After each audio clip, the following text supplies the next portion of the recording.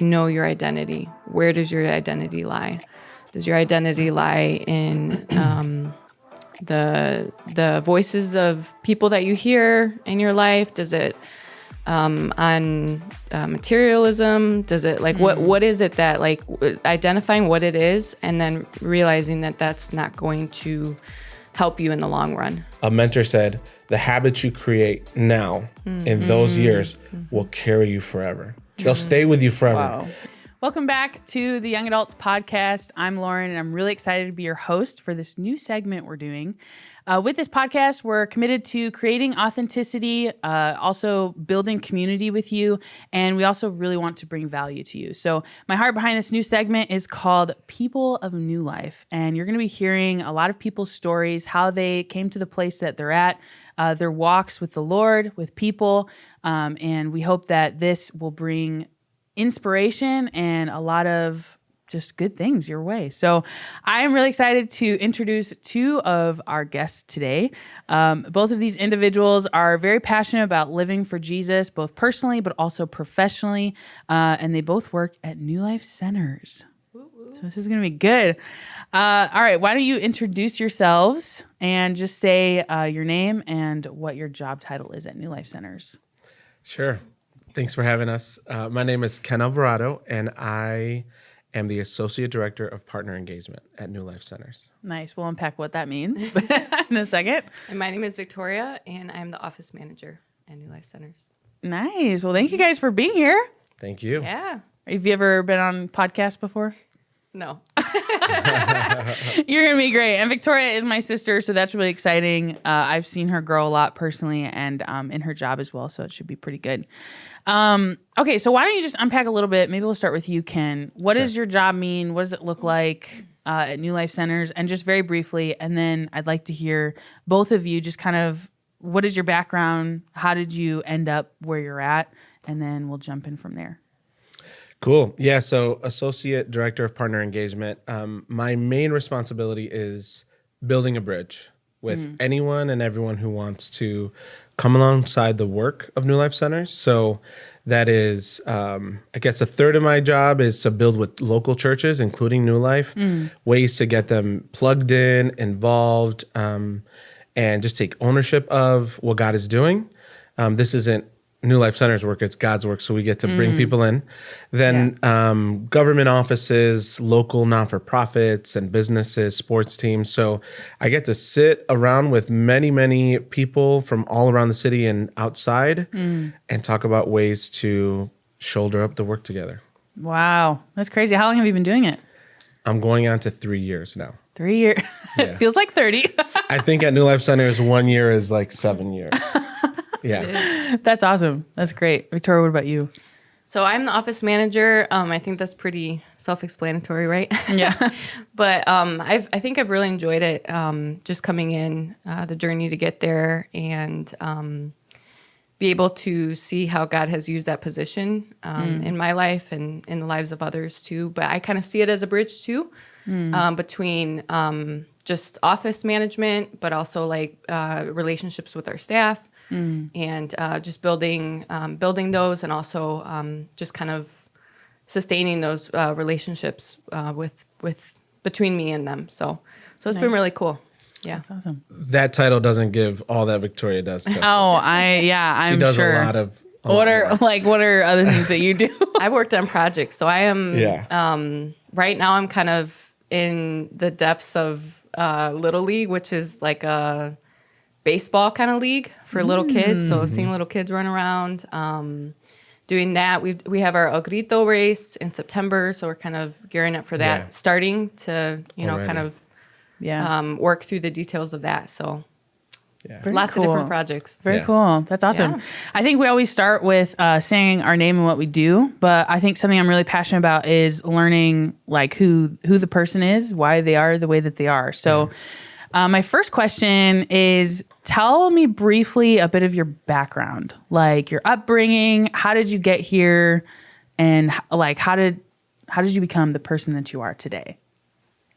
Ken, you want to start? Yeah, I'd love to. I think I was born in New Life. I was born into New Life. There's room in the other side over there. The claim to fame that my parents tell me is that I was the first baby Pastor Mark dedicated. Whoa. Where's our gold star? Do we have a gold I get star? A parking spot at every location. No, I'm just kidding. Reserved for the first child. Yeah, so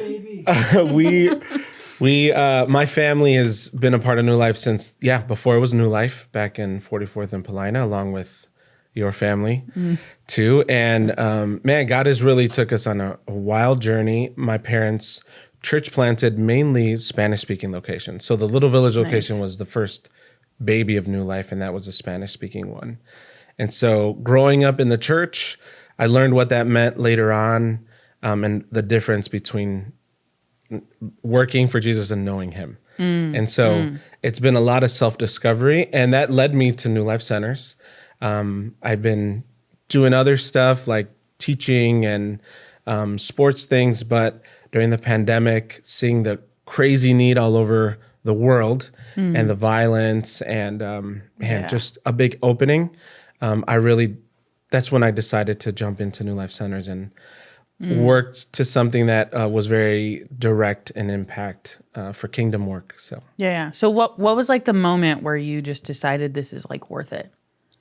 Like to live and do life with Jesus? Oh, wow. I mean, I got saved maybe 20 times when I was 5 through 10. Every altar call, I'd raise my hand and run up. And my dad was like, go sit down. It's too many times. You're confusing everybody. I think it probably was in high school, like most people that grew up in the church, kind of seeing the difference, right? Going to school in the city and being around, real life in a public school, really having to choose your path. What are you going to do? A lot of my family, were gang involved and, they chose their paths. But for some reason, God called me into himself. Maybe when I was around 15, I really felt a very clear sense of you belong to me. So it wasn't really my choice at that moment. I can't blame like the youth pastor or a sermon or a song. Maybe it was the 20 salvations I got. But through life's storms, really, it was a really dark, difficult time in my childhood that it was ever more crystal clear that God was like, I need you. I want you. You're mine. And that was it. Things changed. So were you like at high school or like in your room? Like, oh man, I don't know. I don't know. I wish I had that. Like, specific I wrote the moment. birth date, on my Bible when I got saved, but I think it was a process of it. I remember playing soccer for my high school and feeling like I didn't fit in. Seeing all my friends, try drugs at the same time and really feeling like it wasn't something I should do. Not because of me, but I felt like the Lord was guarding me in different ways. And it was like a progression of learning and feeling and sensing that God was just making me feel a little different. And it wasn't because I was good or anything like that. It was more and more clear. And having a good team, good youth pastor and parents that just help paint the picture of what it meant to live it out. It was not easy, but it was, now I see how worth it was. Yeah, that's awesome. That's so cool. Thanks for sharing that. Victoria, what about you? Tell us a bit of your background. Well, you know my background.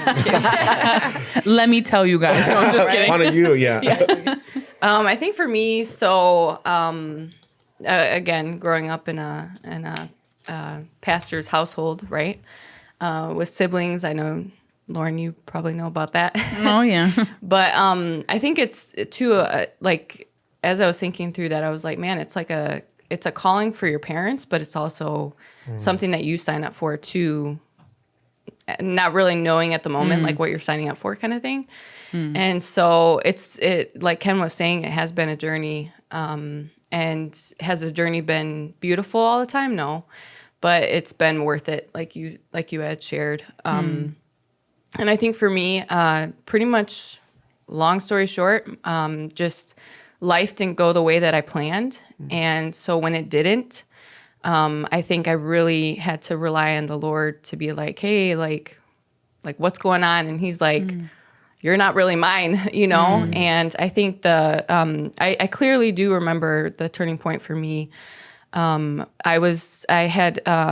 didn't go the way I planned when it came to college. And so because of that, I decided to go to Guatemala for 4 months. I'm like, sounds like a great time, you know, helping people out, working alongside a group of like 15, 20 people, young adults, same age, and got there and got kind of wrecked in a way where it was like very different from what I had expected it to be. I was like, I thought I was helping people, and they're telling us that we need to, like, pretty much my leaders were like y'all need to work on yourself before you can help anybody. And I think that really resonated with me of working through my stuff. Before I'm able to help somebody, I need to work through my stuff.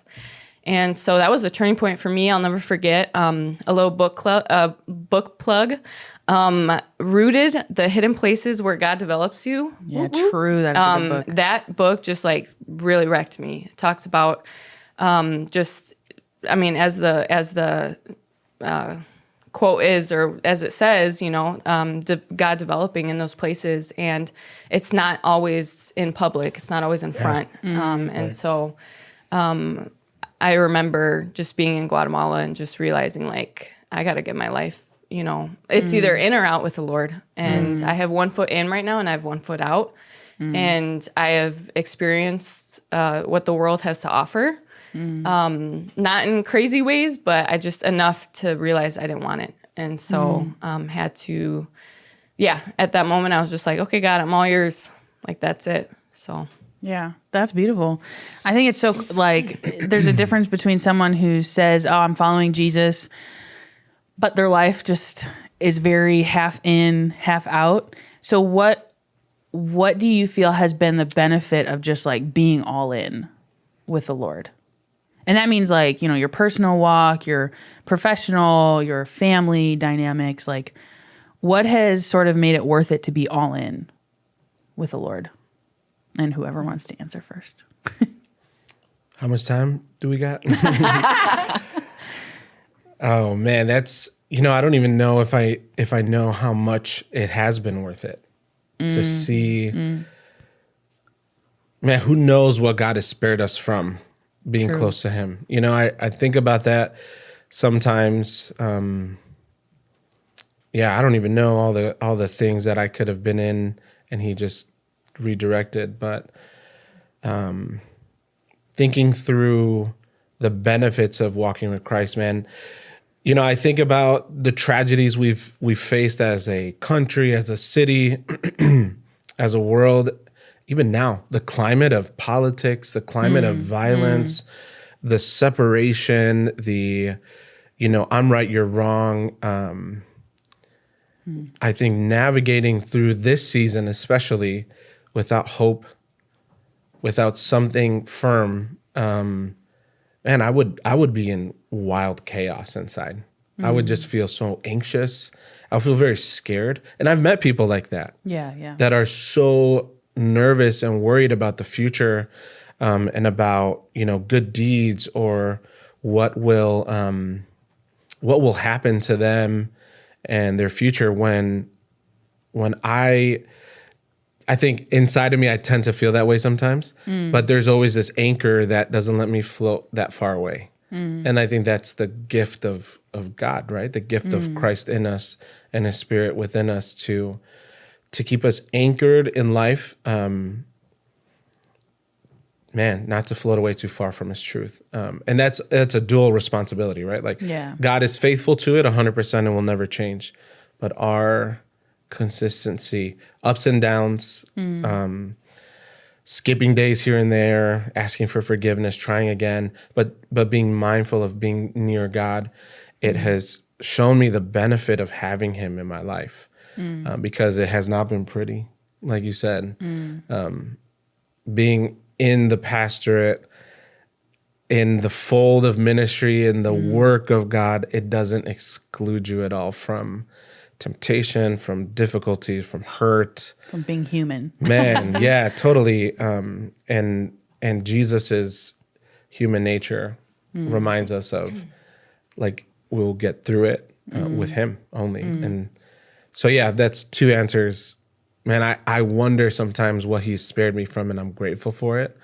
And I think that's where we could, like, worst case scenario, but man, he didn't let that happen. But also what has happened, not feeling lost in it and knowing that God is in control, that Jesus is by our side in it, has been super comforting. Yeah. Like he is Lord over all. He's sovereign, but then there's also that like close, intimate friendship. Yeah. And he walks with you, and there's that nearness, kind of makes everything worth it. Yeah. And that's, I think, really beautiful. Yep. What about you, Victoria? Ooh, I similarly to what Ken was saying, I've always seen it as like an anchor too. But I just think of like, I think many, especially young adults, I think it's very hard to, if you don't know, I mean, I hate to put it this way, but if you don't know what you're signing up for, then you're just going to get lost kind of in like making a commitment to Jesus is, like I said, not easy. And so when you do make that commitment, work with others, work with, just work with a community, plug yourself into a community, listen a lot. Don't speak. Don't be quick to speak, but listen a lot. Read as much as you can. Like just really just asking, and ask the Lord too to like really deposit things in your life. Like I think it's like, I see it as like a steady, like kind of boil, like, walking with Jesus is not a quick like fix to things. It's not something that's fast. It's a walk with him. And so the journey, I mean, how many of you guys have been on a walk for like, you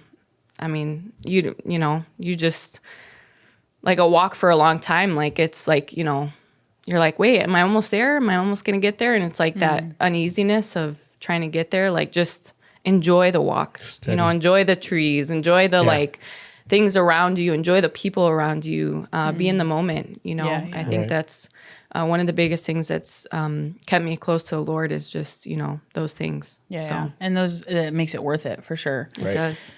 So you guys graduated high school. Okay. Yeah. I think so. Why? What'd you hear? I just want to, double check. And during, senior year, and a lot of you guys could probably relate to this, that are graduating high school, that are transitioning into trying to figure out like what's next. What do I have to do next in life? What's my purpose? And how do I live on purpose, not just by accident and hope things fall into my lap? How do you live with purpose? And so I kind of wanted to like, Centers isn't just on purpose. You didn't just end up at New Life Centers because that just fell into your lap. Similar thing that you were saying, Victoria, is, ministry is difficult and walking with Jesus is difficult. And so there has to be intentionality with our decision making. Yeah. And so after high school, kind of we'll start there. What kind of, you said you went to Guatemala, Victoria, you experienced missions, God did a lot of work internally. After that, what kind of drew you into this place of like working at New Life Centers, this missions organization that is connecting communities, that's breaking down barriers? I mean, this is like real, like kingdom work, and it's difficult. And so, what kind of drew you into that place? Yeah, for sure. I think I realized when I was going through, I had about 3 other jobs before New Life Centers. And I realized how empty they were. I was doing great work. I was actually doing a lot of what New Life Centers work does right now with another organization.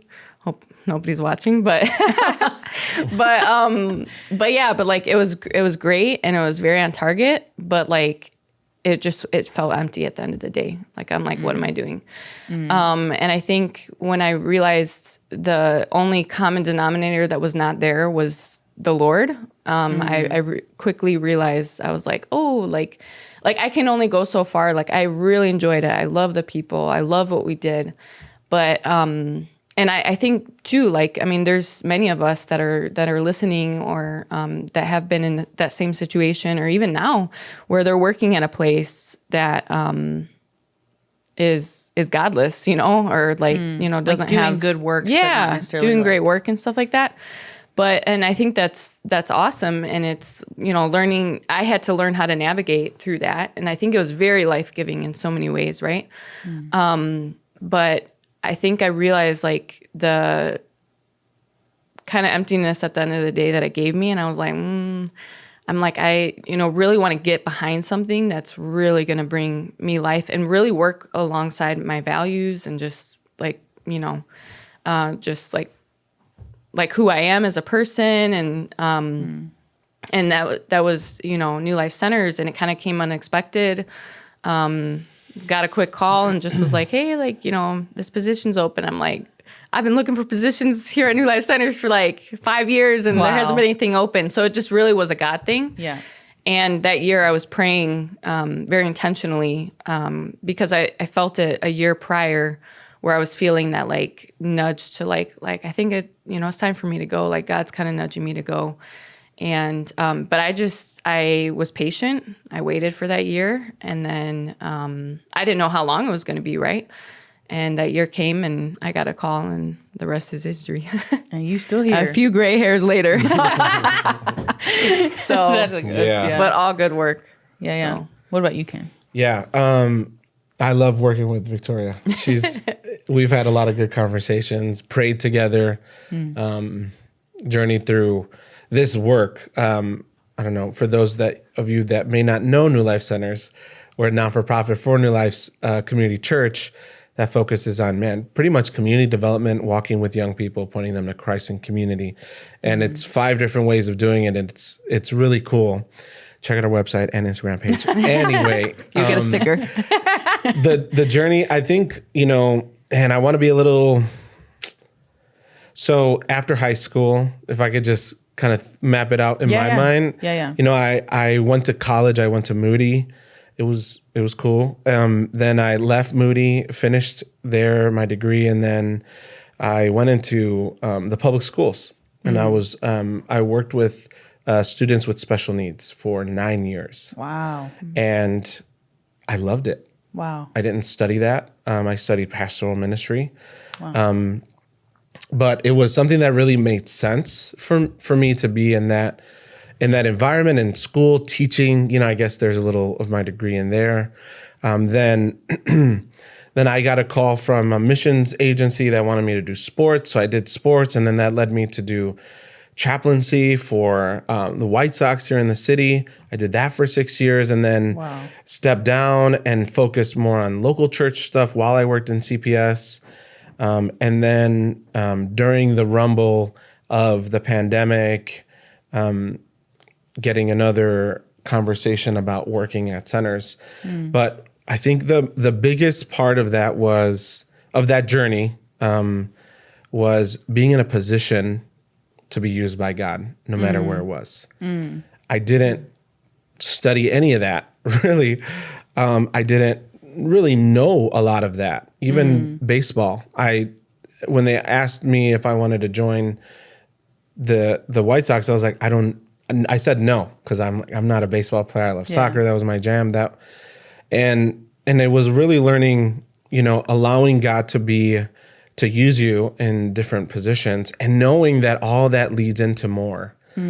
So working with students with special needs in a school and all that entails in the inner city, I didn't know that he was pruning me and changing me and building patience and love and care. And it has all of those things has led me to my job now, but this isn't the end, right? Yeah. I don't know what's next. And I guess I can't really worry about that. I was reading a passage this morning about not worrying about it. And that's comforting because, the journey, the walk of being intentional and but also being like wise about positioning yourself to say, Lord, I want to know. I remember praying, I want to be better at Spanish. I grew up in a Spanish speaking home, but I don't know how to minister in Spanish. I don't know how to preach. I want to do more of your work. You know, these are these dangerous prayers. I didn't know what I was doing during the fast. And there was just more opportunities that came and a lot of tough opportunities, but being more and more prepared and ready to say, God, what is it that you want from me? And I struggle with like finding God's will, because I think his will is pretty easy. Just do good wherever you are and represent me. And so New Life Centers gives a big platform for it, for sure. Yeah. And I'm really grateful for it. But I know there was some really awesome conversations, and I'm hoping and praying that their fruits come from it. When I worked in the public school sector, when I worked in sports, and saying, man, how do I just let God use me and let go of that control of figuring out my life? Not to say you can't have goals and ambitions and dreams, but being at Centers I've been able to savor it more because of the work that God has done bringing me up to it, to here. I love that both of you have a similar thing that, let me go back a little bit. Like American culture is like, you graduate high school, you go to college, you get a degree, and then you are in that job your entire life. And that like sets you up for quote unquote security. And I think the beautiful thing about both of your stories is that you've been in multiple arenas playing a different game, pretty much, you know, like you're gaining experience in all these different areas, but you're also recognizing that maybe God called you to those areas for different times of your life. Right. And I mean, it's very clear for me to see from an outside perspective that you're at Centers at this time of your life for a reason, and you're making waves, like huge waves that are impacting not just this little community, but like many communities across Chicago and beyond. I think that's like really powerful. So what would kind of be like if you could have had someone tell you one thing when you had, you know, your graduation day in high school, and if you had someone come up to you and say this one thing, and it would just like encourage you and show you it's not just about getting a degree and having this full-on set up life, what would that one thing be? And what would you kind of encourage our listeners and our viewers to take hold of, maybe in this area of their life where there's big change coming, or they're in the midst of big change? What would you say to them to encourage them? Know your identity. Know your identity. That is going to be the foundation for everything you do. And I clearly remember a mentor of mine at that time when I was transitioning I just graduated from high school, kind of looking for my next steps. Because I had this like tug of like I don't want to do the American dream. Like, I don't know if I'm ready for college. But I felt this like, you know, kind of like pressure too, you know? And so I'm like, okay, like, let me just suck it up and, you know, just go there and stuff like that. But I'll never forget my mentor at that time just being like, know your identity. Where does your identity lie? Does your identity lie in the voices of people that you hear in your life? Does it on materialism? Does it like what is it that like identifying what it is and then realizing that that's not going to help you in the long run? And so I had to wrestle with that. My identity in Christ. I really had to wrestle with those things. Growing up in a Christian household, like you're like, oh, like, you know, they know these things and this and that, but it's really trying to find it for yourself of like, why do I believe what I believe? Why does the word of God, why is that so important? And different things like that. So I think I always tell people, if people are like, you know, I've had a few people come up to me that were in that season of life too. And I'm like, just know your identity. Like, just know your identity and use that as a foundation. Like, you have to build from that. Build from your identity in Christ, and, you know, just go from there. So, yeah. That's a good one. That's really good. Yeah. I wish they said, I think of a bunch of stuff, but what's been helping me today, that if I can go back today to high school graduation, I would really try and hammer in my young self that life is not linear. and that's okay. I needed that help. And now I think I'm learning it and really trying to embrace it. I'm trying to be okay with that. I'm trying to accept it.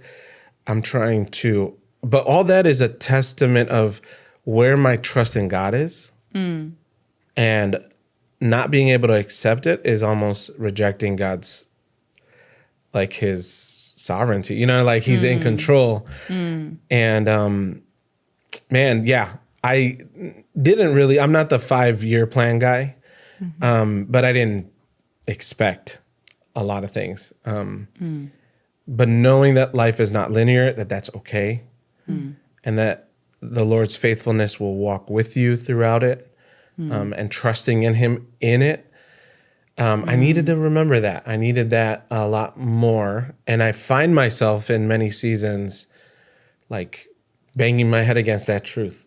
Like, even if you don't feel it, just know it, you know, trust it. And there's times I feel it, most of the time I don't, but I could trust it. So I think high school needed that a little bit more. Yeah. Yeah. So do you guys mind sharing your ages now? Sure. And so how old are you, Ken? I'm 34. Okay. And I'm 31. Okay, so think of now the 26 to your age, and you know we're all trudging through life. We have jobs, you know, families. Some of them are married. What would you say to them now? Can I jump on this one? Go real for quick? it. I help start Crossover here at New Life Midway. Oh wow! And I loved the conversation of that because I was in it. You know, when I helped start it with a few other leaders, the whole idea was, what do you do during this time frame? Of after high school, or no, I guess college age before. That Young sweet adulthood. spot. I really believe that. Man, I would get so jealous and excited about Timothy and how, like, on fire he was. But Paul was like, do it, like, all in. Go all in. Yeah. You're single, you're young, like, go in it. You I was know? literally for a second like, wait, who's Timothy? Who's Paul? From Norwood. No, I'm just kidding. From the Bible. Yeah. Man, I get so hype about that because I'm thinking, man, we're all young here. Some of us didn't have kids. Some of us were single. And that wasn't something to be frowned upon. I thought that was something to really sink your teeth in and enjoy it. Because I've learned more and more that the more you're about God's business, he's about yours.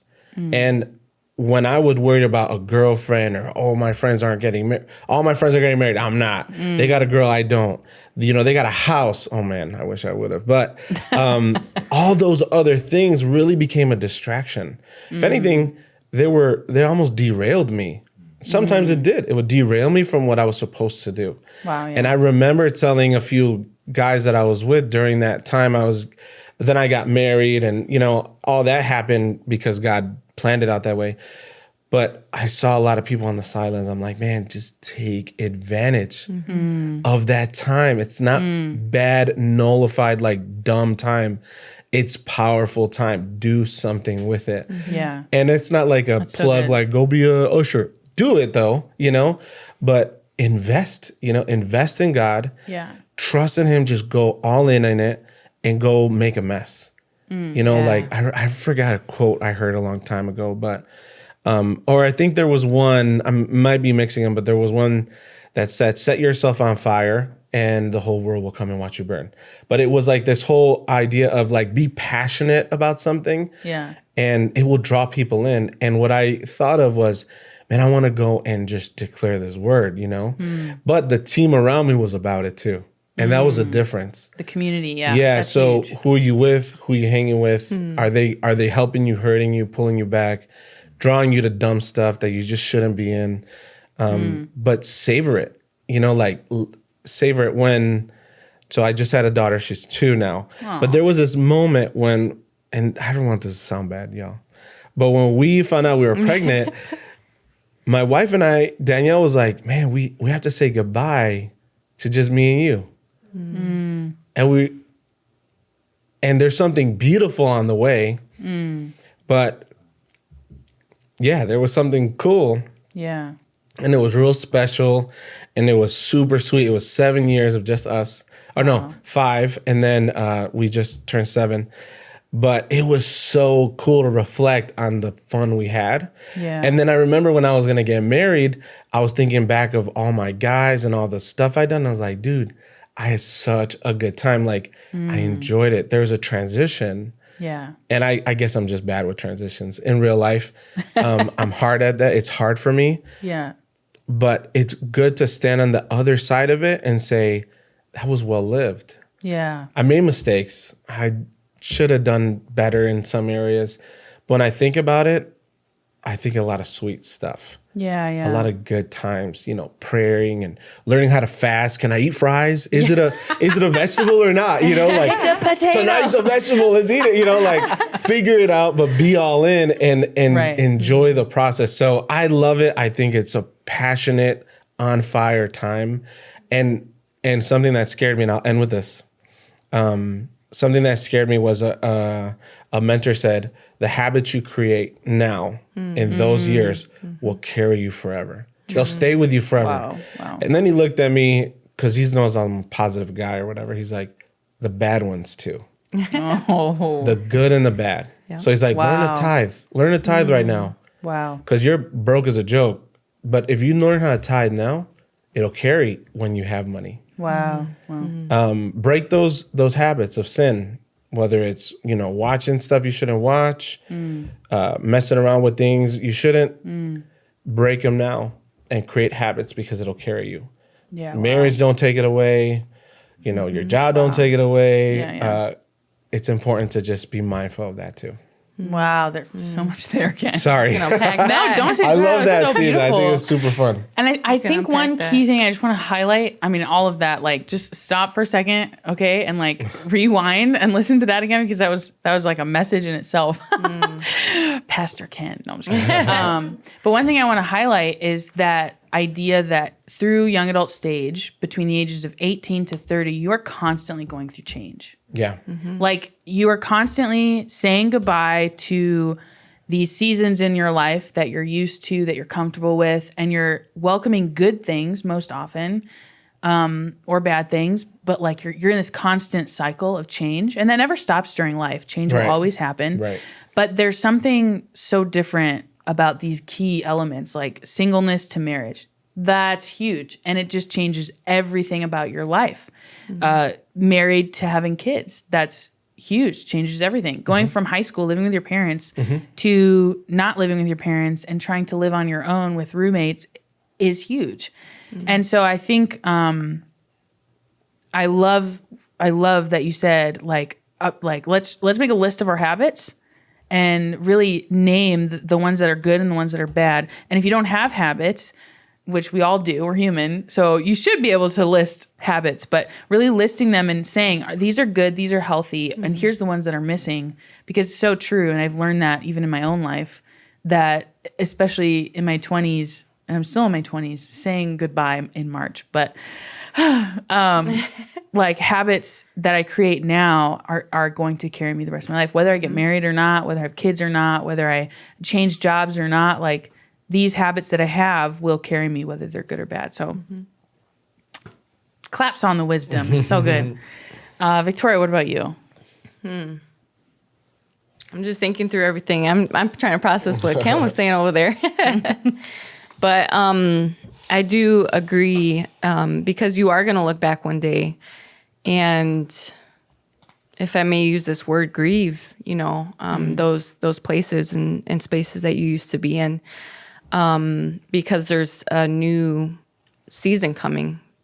Just I think of it like that's what I love about my relationship with the Lord, is like I'm always thinking about like different analogies and like different things, and I use a lot of like tangible things to kind of like reflect that. And so I just think of like a plant, like, where it's like, without the new growth, the dead, leaves have to kind of die away. And so you're going to look back one day and, grieve those things. And that's not bad. Grieving isn't a bad thing. It's, a healthy thing to do. Yeah.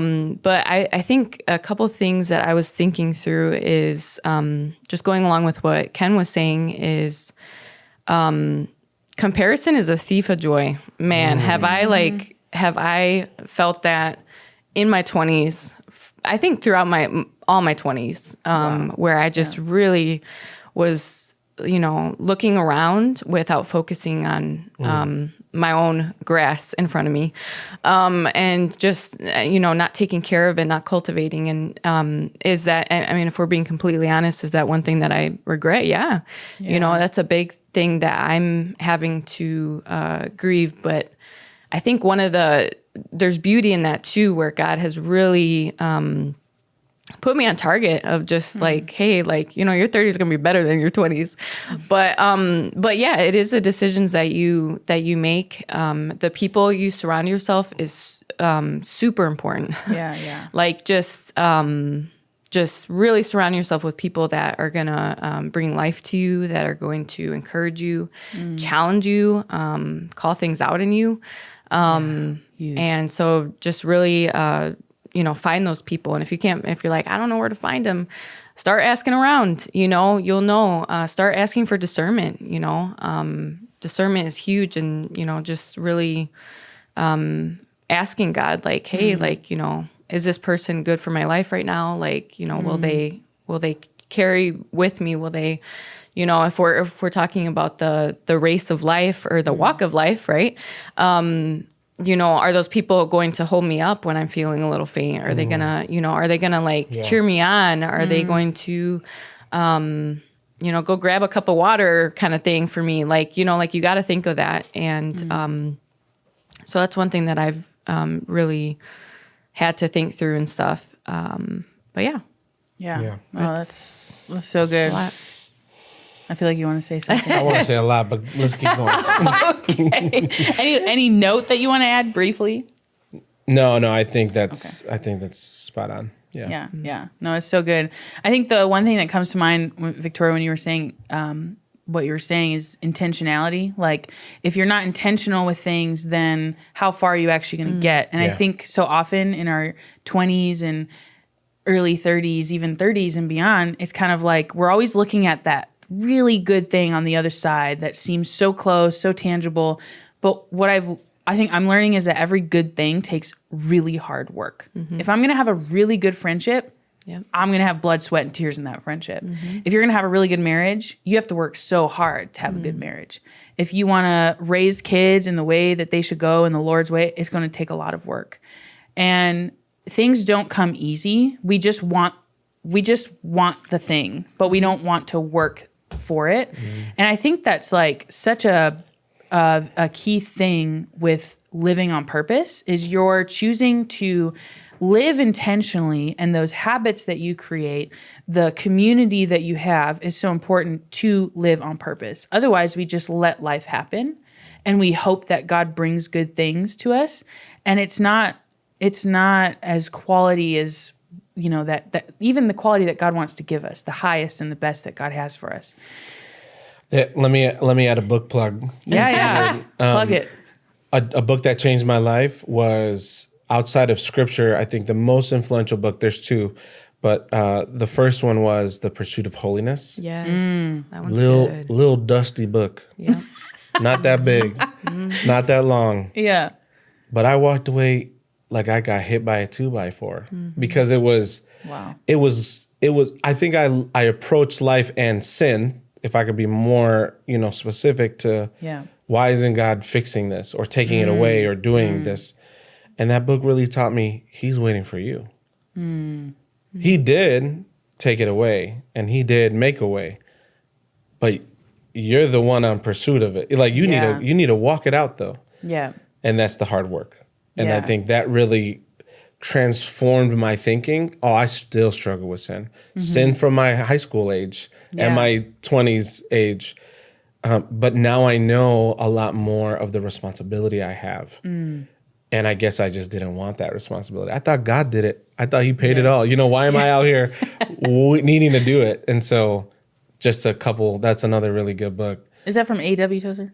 Or? I don't think so. No, someone else. There is one that sounds like it, but Pursuit of Holiness. I think it's an older book. Yeah. Don't wreck your brain. Steven. Okay, I got She's you. Googling it. The office manager's got it. There you go. It is Jerry Bridges. Jerry Bridges. Jerry. Good old Jerry. Good old Jerry. Bridges. Yeah, yeah. I recommend that book. Yeah. Sweet. No, that's so good. Last question before we kind of wrap up here.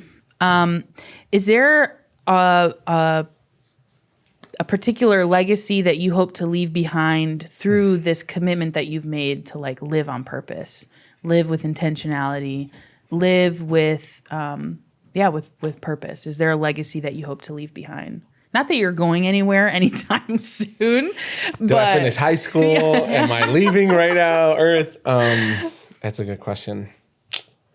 Man, I think very tangibly as well, like Victoria. You know, I live, work, and I serve in the community that I was raised in. Little village, not far from downtown. So it's historically it has a bad rap. And I've seen a lot. I've gone through a lot. It was really hard to minister there. It was hard to grow up there. I saw a lot of things I shouldn't as a kid. And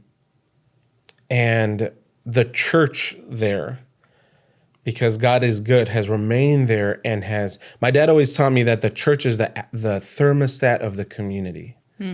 So when the church is hot, God's presence is felt and things change. Wow. Yeah. So I really wanted to learn that. And the deeper I got into ministry in the local church, the deeper I got into, the ABCs of it, pray, read your Bible, all those simple things that most of us just don't do or struggle doing.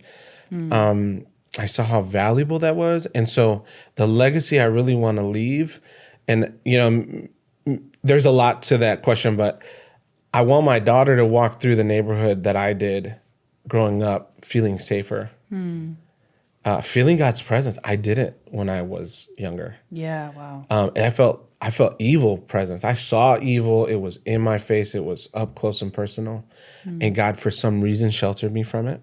He's good. But when I think of legacy, I think of, impacting even the tangible things, right? That she's brought up in a home that has the best traits of my parents and the best traits of me and my wife and I, so that she has that a better, clearer version of Jesus that my parents try to give me, that my wife's parents try to give her, that we're trying to give to her. So that legacy of looking and knowing Jesus and walking with him, but also experiencing him through real tangible things. I want her to see shalom in my neighborhood. I want her to see peace and feel it. They say that it's studied that hearing children play is a sign of peace. Wow. Yeah. And I love when she goes out and play. I think she's out right now. It's super nice out. And I think, when I think of legacy, the work I put in, the impact I'm trying to do, it's okay that I didn't have it. But for the next group, I want them to have it. I want them to know Jesus because we were there. I want them to feel Jesus because he is there. Yeah. Yeah. So. And that comes through your faithfulness, your commitment to the little things, showing up every day, doing the work tasks that need to be done, Right. building community within your community and your workplace and even beyond that. I mean, in partnering, it's not just like we rise to the top and we're all of a sudden making the declarations, there shall be peace. It's like through our daily actions, through the little moments that we create this space for God to move. And I mean, he'll move wherever he wants. So that's, really beautiful. What about you, Victoria? What kind of legacy do you hope to leave behind? I think it's just comes down to, how do I say it? Like being able to have people catch a glimpse of the King of Kings, like just to catch a small glimpse of him through just the way that I live my life. I think, like what you were saying, both of you guys were saying, it's in the everyday.